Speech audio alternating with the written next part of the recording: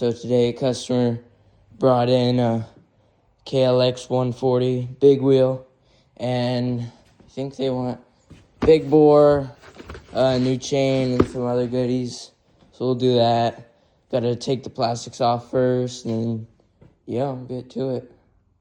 All right, so we took the plastics off, labeled bags, and then now I took the timing cover off, put the bolts back in organization, and then we have this line right here.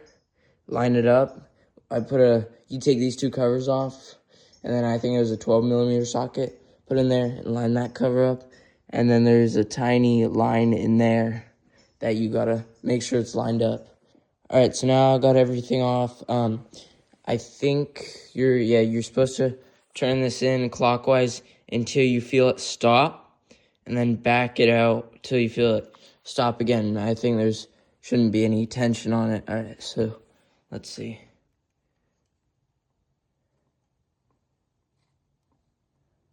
Oh, it's bringing me back. Let's see.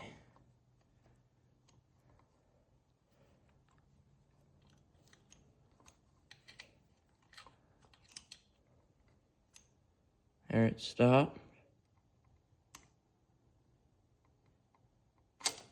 And then it sprung me back. I don't know how to do that part. Okay, I got it, but you just gotta make sure it's all the way there, and then release, and it won't spring you back. And now you can see the tension chain is pretty loose. So then we'll go ahead and put like a towel in here, because I know there's a little dowel. So this is a left-handed thread, so take this off. Okay, so I was messing with these bolts. I was gonna take one off, and I took one off, and it fell down in there.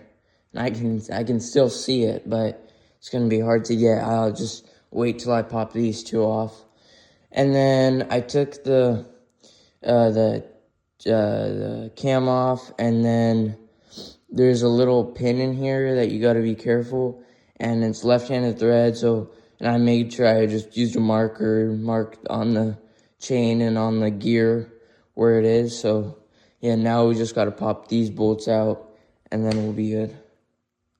All right, so I finally got the head off, and it was a pain because someone put the exhaust on wrong, and it was stuck, and I couldn't get it out. But now I'm still holding the chain with that. Just gonna look for that bolt. Put the chain tensioner there. We'll have to figure out how that goes in. But yeah, other than that, now I'm just gonna try to pull this off, look for that bolt, and yeah. All right, good news. We got the bolt out. I just took a little magnet and went down in there. Now I'm gonna try to get the rest of the head out. We gotta remember where these, I don't know what this thing is, but our dowel pins, I think they're all in there. Yeah. All right, here are the two side by side. We just gotta get the tensioner switched over, and this thing, I don't know what it's for. Could be to transfer oil, but we gotta put that here. Figure out how to take it out. All right, we got everything from here moved over. The oil mover, I think, and then these are some dowel pins, and then put a new gasket on. And then now we just have to put these out with this piston. I'm gonna lay them out in the correct order that they should go, so we'll do that really quick.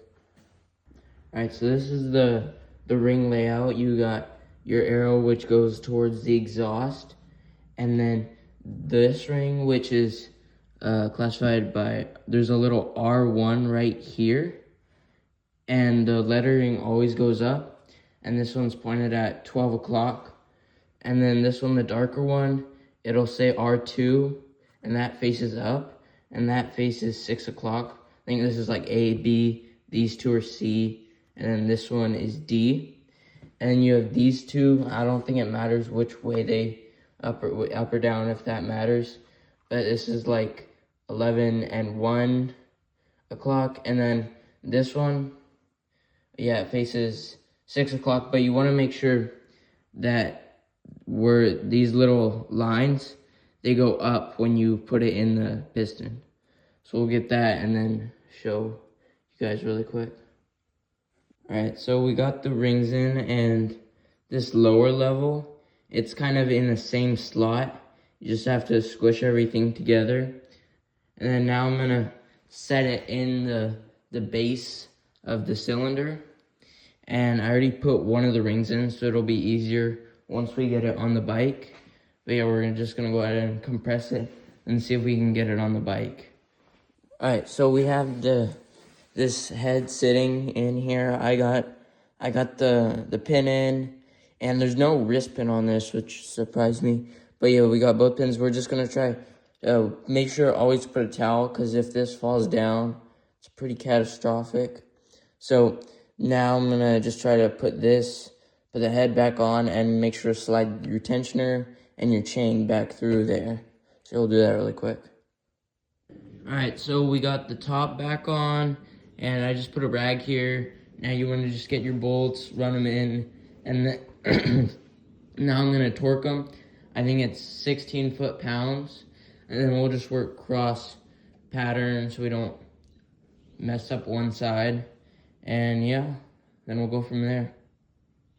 All right, so we finally got our chain back in, and our gear, and then a little dowel pin. I did all these at 16 foot-pounds, and how I did this one, I just held a socket in here and then tightened that. It's it's opposite, so you gotta act like you're loosening it, and then let your tensioner go if it doesn't do it by itself. So that should be tight. And then now I'm just gonna focus on the new carb. Yeah, everything's back on now. The exhaust, the carb, all the covers, and the fuel tank. And the carb is leaking from one of the hoses. I think maybe the float's just stuck or something. And then, yeah, we'll try to start it up. Got it running perfectly now.